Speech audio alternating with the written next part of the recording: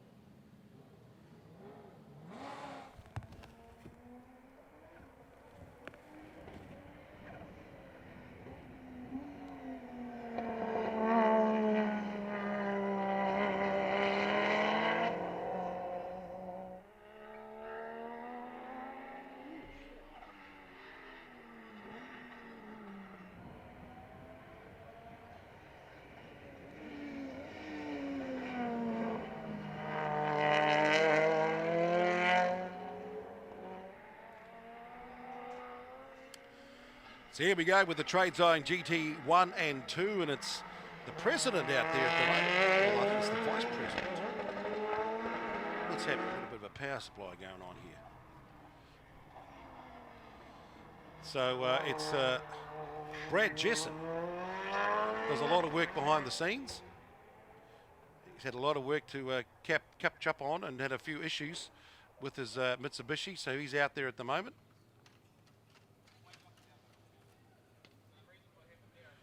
So this is the flag drop handicap race over 10 laps.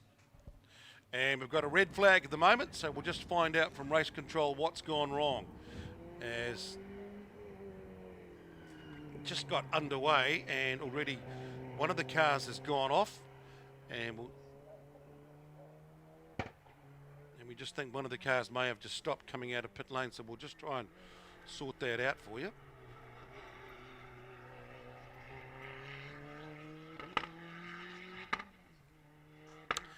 And so if he's stopped by the pit lane exit, he would have blocked the access for these guys, number 6 Wayne Condor and 68 Adam Newell in the Crawford Ford.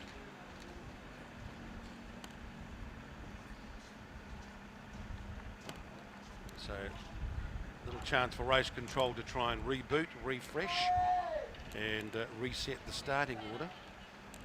We'll just carry on where they left off.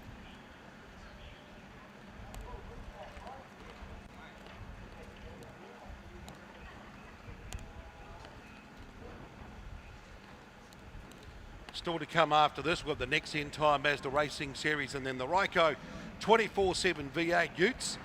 Peter Ward on target to try and take out his championship. 36-point lead over Shane Dice, with Brad Kroof waiting in the wings. With a great battle, only 1 point between second and third in that championship chase, which is still coming up. So yes, number 9, the Vice President, Brad Jesson. So all of these drivers involved in helping run the club and do the motor racing, which is great.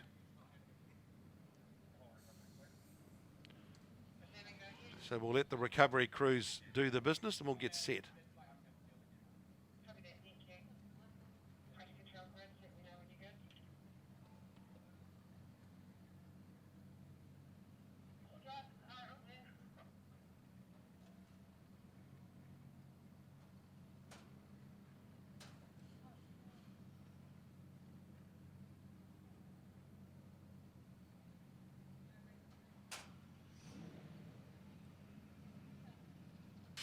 What a great way to go motor racing. Young Matthew Day there with the orange cap. He's a young teenager and he's got the job of being the flag marshal for the day. So what a day out for young Matthew Day, getting his petrol head fix and doing a superb job. At the moment, holding on to the red flag. No doubt he'll come out with the other coloured flags as well. So great work by all of our volunteers around the track, helping us enjoy the motor racing in Hampton Downs.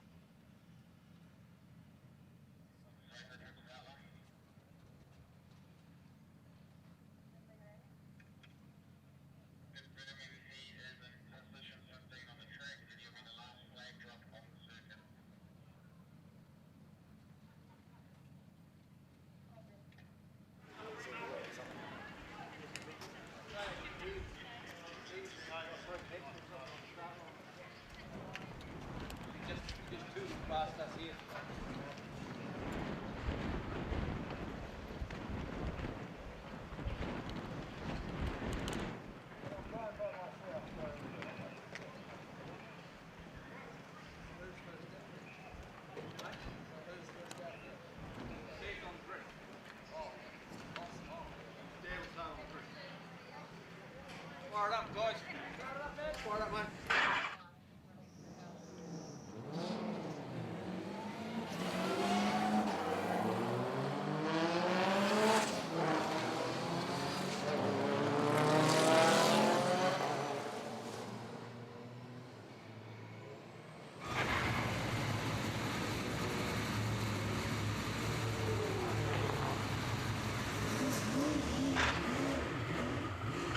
Right, looks like we're getting set to go racing again. Adam Newell being released from pit lane now that they've cleared the exit.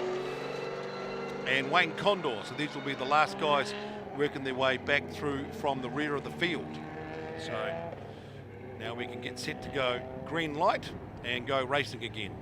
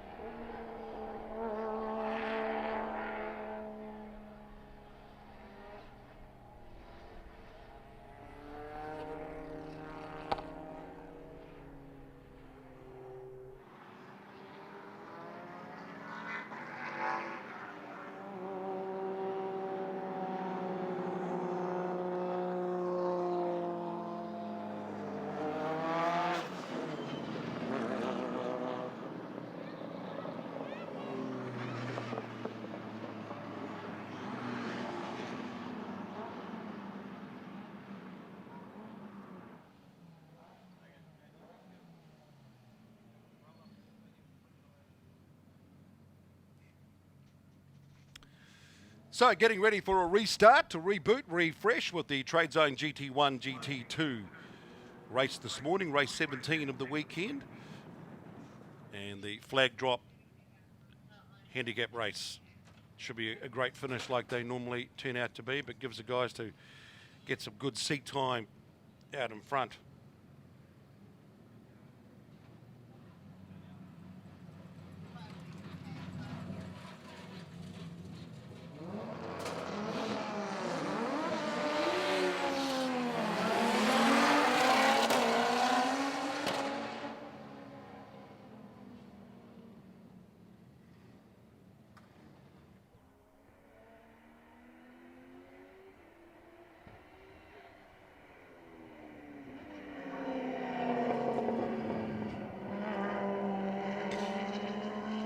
So Morris Shapley, the 24 Monaro, one of the great supporters of the class. Marvin Towers now in the MG being released as well. And Murray Bell had a really good performance yesterday in his Ford. The big Falcon, no doubt souped up to the max. So it's a chance for these drivers to try and work their way out in front of the field. Create some good clean air racing and try and pinch a win from the fast guys that no doubt will be released further back down the field, the likes of Adam Mule in the Ford Crawford, Wayne Condor in the big Chevy, the Corvette, and Shane Parsons in the Honda. So now they've had their formation lap, their warm-up lap, they've got a bit of heat into those tyres. So now that he's been released just as the other cars go around, so to avoid any possible contact, so that by the time he exits pit lane, gets onto the track, the other guys have gone through. So that's the battle for the lead in front. And Murray Bell has now grabbed that lead from Morris Shapley. So watch out for number 68. He's got a simple job here. Adam Mule, he's got the high-powered GT1 car. He's just got to go around this Ford Falcon and do it all again. Inside 10 laps, unlap himself, wind up the big Crawford Ford as he does now. About 700 to 800 horsepower, I think. I know that Greg Sandlin and the team out of the Naki do a superb job. The racer out of Normandy, normally racing with his good mates Don DeVeth from the Waikato and Glenn Smith. Of course, Smithy has that sensational record around here for a production car of a 59.64, pretty close to the lap record set by the Formula 5000s. Likes of Michael Collins and co. Kenny Smith, the legend. Good clean track today after the recent rain overnight. A little bit of thunder, so that cleaned away a little bit of the debris and any bit of rubber that would have been lying around after the racing yesterday. So it would have wiped away some of the marbles that you get when the tyre wear starts to wear throughout the track. But good level of grip being laid down yesterday. So Murray Bell in the Ford. See what sort of lead he could build up over 10 laps, and then who's going to chase him down, the likes of Brad Jessup. Hayden Gear always very fast in the Mini. Nick Jones in his Nissan, Marvin Towers in the MG, Shane Parsons in the Honda. There's number 112. Marvin Towers in that beautifully prepared, lovely sounding MG. Of course, the rules when it comes to the GT racing, you can see what class they're in. These GT2 on the front window. Anything you want, basically. There are no rules. You've got to put a bit of a breakout time. We'll be sitting pretty close to that breakout time, around about the 112, I would say. And Nick Jones, he's got his Nissan also really going really well at the moment, number 48. And here's our first little wee problem, number 52, Shane Parsons. So he's lent Daniel Kropp a really, really fast car, his Honda for the weekend. Shane Parsons had some good speed in that car yesterday, but now we seem to have a bit of an issue in the Honda, and he's struggling to get that going. Hayden Gear never seems to have an issue in the Mighty Mini. Great member of the Trade Zone GT1, GT2 class, Nigel Snow, now the coordinator. Cam Jones was here yesterday. We'll find out where Cam is at the moment. He may have gone back to the number 2. But looks like, unfortunately, Shane Parsons is struggling to get that Honda back around the track into pit lane.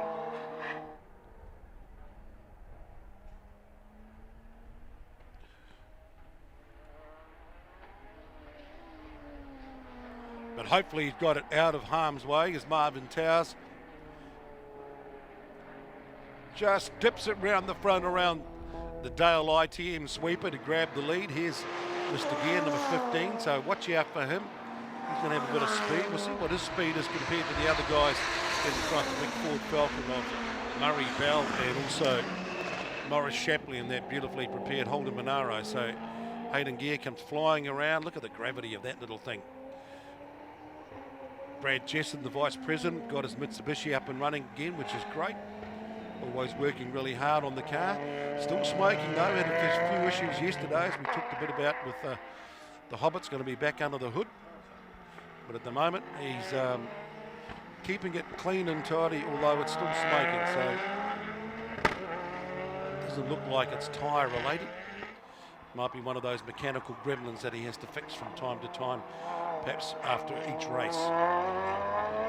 Go back through and sort it out.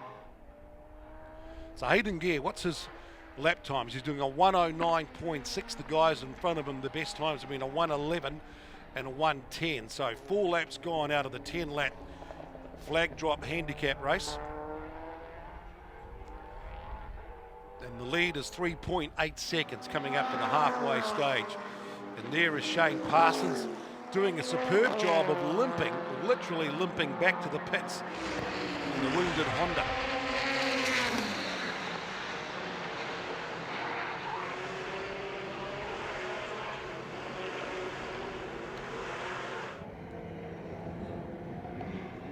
Towers in the MG.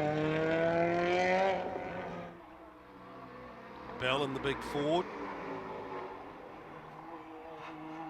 Good to see the silver fern on the side of that car. And Morris Shapley. And then you'll see that little wee Mini coming flying around the corner soon. And we'll see exactly where they are. Still about 9 seconds back, so we've still got a bit of work to do. And he's circulating around about 2 seconds quicker. And there's 5 laps to go, another 4 laps to go after this. So Murray Bell, he's got a bit of speed in the big Ford Falcon, and I think he might be able to hold on. Let's see if he can. The lead's out to 4.8 seconds over Morris Shapley, who got the flag drop on pole, and Hayden Gear is now being passed by Brad Jesson, and he's also being passed by Nick Jones, so he's going backwards. Morris Shapley is going to be the next man with that beautiful looking NASCAR tyre Holden, and he's still got Murray Bell in sight. Meanwhile, the fast guys, a 102.7, so yes, fastest man out there on the weekend. We thought it would be a battle of this guy here, Adam Newell in the Ford-powered Crawford. He's got it down to a 62.7, as expected. When you look at the aerodynamic package of the 700 to 800 horsepower, just a little bit wide coming out of the Race Lab Golden Homes hairpin, down through the Porsche Dipper. And of course, Kim Crawford was the Kiwi that set these up, the Daytona prototypes, many, many years ago. In fact, this is possibly the only one racing in the world at the moment. For a couple of years, the only 3 racing were basically Glenn Smith, John DeVeth, and Adam Newell. So the other 2 have been parked up. So a unique car on track at the moment on our live stream, and great for the fans here at Hampton Downs. Get a great example of the speed there, the speed difference as he blasts past them. That's a great shot too of how that blind corner dips away to the right. Few little technical difficulties every once in a while, so our apologies for the cameras just dropping out. So Brad Jesson coming under pressure now from Marvin Towers. Nick Jones trying to track them down.